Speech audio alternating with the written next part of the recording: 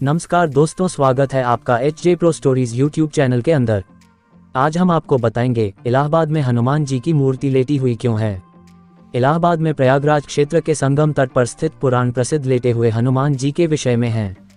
यह मंदिर धरती का एकमात्र मंदिर है जिसका विवरण पुराणों में विशद रूप से प्राप्त होता है और बहुत शक्तिशाली पीठ में पूजा जाता है और काफी मान्यता है हनुमान जी का लेटे हुए का व्याख्यान किया गया है। रामावतार में अर्थात त्रेता युग में जब हनुमान जी अपने गुरु सूर्यदेव से अपनी शिक्षा दीक्षा पूरी करके विदा होते समय गुरु दक्षिणा की बात चली। भगवान सूर्य ने हनुमान जी से कहा कि जब समय आएगा तो वे दक्षिणा मांग लेंगे। हनुमान जी मान गए, किंतु फिर भी तत्काल में हनुमान जी के बहुत जोर देने पर भगवान सूर्य ने कहा कि मेरे वंश में अवतरित अयोध्या के राजा दशरथ के पुत्र राम अपने भाई लक्ष्मण एवं पत्नी सीता के साथ प्रारब्ध के भोग के कारण वनवास को प्राप्त हुए हैं। वन में उन्हें कोई कठिनाई न हो या कोई राक्षस उनको कष्ट न पहुंचाएं, इसका ध्यान रखना। सूर्यदेव की बात सुनकर हनुमान जी अयोध्या की तरफ प्रस्थान हो गए। भगवान सोचे कि यदि हनुमान ही सब राक्षसों का संहार कर डालेंगे तो मेरे अवतार का उद्देश्य समाप्त हो जाएगा। अतः उन्होंने माया को प्रेरित किया कि हनुमान को घोर निद्रा में डाल दो। भगवान का आदेश प्राप्त कर माया उधर चली जिस तरफ से हनुमान जी आ रहे थे। इधर हनुमान जी जब चलते हुए गंगा के तट पर पहुंचे तब तक भगवान सूर्य अस्त हो गए। हनुमान जी ने माता गंगा को प्रणाम किया तथा रात में नदी नहीं लांघते, ये सोचकर गंगा के तट पर ही रात व्यतीत करने का निर्णय लिया। हनुमान जी के हृदय में अपने गुरु की आज्ञा पालन का संदेश घुमड़ रहा था, अतः उन्हें नींद भी नहीं आ रही थी। अतः वह आसन लगाकर ध्यानस्थ हो विचार मग्न हो गए। इधर माया ने जब उन्हें ध्यानस्थ देखा तो वह डर गई, क्योंकि यदि प्रातः काल हो गया तो हनुमान जी अयोध्या पहुंच जाएंगे तथा प्रण के दृढ़ निश्चय हनुमान जी अपना कार्य प्रारंभ कर देंगे। अचानक हनुमान जी का ध्यान टूटा। उन्होंने सोचा क्यों न रात सत्संग में बिताई जाए। ये सोचकर वह ऋषि भारद्वाज के आश्रम की तरफ चल पड़े। अब माया और भी निराश हो गई। हनुमान जी भारद्वाज ऋषि के आश्रम पहुंचे। वहां वेद पुराण का व्याख्यान चल रहा था। हनुमान जी वहीं बैठकर कथा सुनने लगे।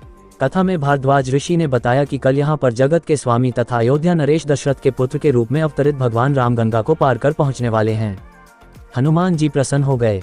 अभी उन्होंने गंगा पार कर अयोध्या जाने का विचार त्याग दिया तथा वहीं संगम के तट पर ही रहकर भगवान राम की प्रतीक्षा करने का निर्णय लिया। रात्रिकालीन आवश्यक कार्यों को पूरा कर हनुमान जी वहीं संगम के तट पर लेट गए और उन्हें नींद आ गई। इधर माया को अवसर मिला और उसने हनुमान जी को धर दबोचा। हनुमान जी घोर निद्रा में चले गए। इधर भगवान राम गंगा पार कर प्रयाग पहुंचे।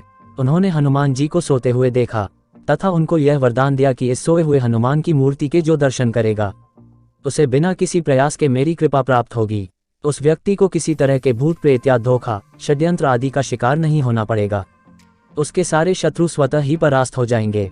इस तरह हनुमान जी को अमोघ वरदान देकर भगवान राम भारद्वाज ऋषि के आश्रम तथा अक्षयवट का दर्शन करते हुए आगे बढ़ गए। ये वरदान आज अक्षरशः सत्य हो रहा है। इस पुराण प्रसिद्ध सिद्ध हनुमान मंदिर का दर्शन निश्चित ही समस्त बाधा कष्ट अरिष्ट आदि को शांत करता है। इधर प्रातःकाल जब गंगा देवी ने देखा कि एक प्राणी उनकी तरफ ही पांव फैलाकर सो रहा है तो उन्होंने अपने आप को अपमानित महसूस करते हुए हनुमान जी को डुबो दिया। सूर्यदेव ने जब प्रातःकाल अपने शिष्य हनुमान की ये दशा देखी तो उन्होंने गंगा को शाप दिया कि तुम्हारा हृदय मैला है जो अज्ञानवश तूने एक सीधे सादे प्राणी को दंड दिया। तेरा सम्मान करते हुए हनुमान ने रात में तुम्हारे ऊपर से होकर गुजरना अच्छा नहीं समझा और तुम दुर्बुद्धि उसे शाप दे बैठी। जा आज से तू प्राणियों के मरे शरीर एवं गंदगी ढोने वाली हो जाओ। गंगा नदी के दूषित होने से संसार के समस्त देव संबंधी एवं शुभ कार्य बाधित होने लगे। तब समस्त देवताओं ने मिलकर भगवान सूर्य देव की पूजा अर्चना की।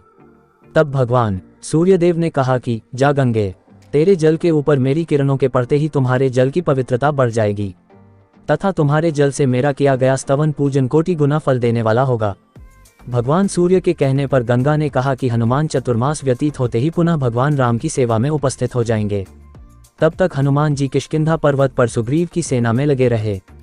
चतुर्मास बीतने पर भगवान राम सीता की खोज करते हुए किष्किंधा पर्वत पर पहुंचे। वहां पर उनकी मुलाकात भगवान राम से हुई। अस्तु कालांतर में जब मुगल शासन के दौरान अकबर के समय में जब बादशाह अकबर ने उस सिद्ध तपोभूमि को अपने किले के रूप में परिवर्तित करना प्रारंभ किया तब उसके दीवार की ही सीध में सोए हुए हनुमान का मंदिर पड़ गया।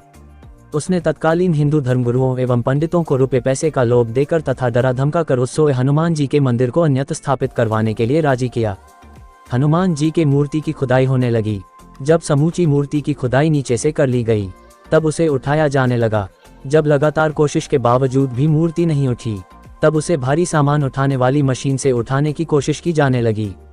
ज्यों ज्यों उस मूर्ति को उठाने की कोशिश की गई, वैसे वैसे मूर्ति और भी नीचे धंसती चली गई। अंत में डर कर अकबर ने उस मंदिर को हटवाने का काम बंद करा दिया तथा डर के मारे उसने हनुमान जी की बड़ी पूजा आराधना की। आज भी उसके उतने बड़े भव्य किले की दीवार हनुमान जी के मंदिर की तरफ टेढ़ी ही है। आपको ये स्टोरी कैसी लगी कमेंट में अवश्य बताएं और वीडियो को लाइक एवं चैनल को सब्सक्राइब जरूर करें। धन्यवाद। आपका दिन शुभ हो।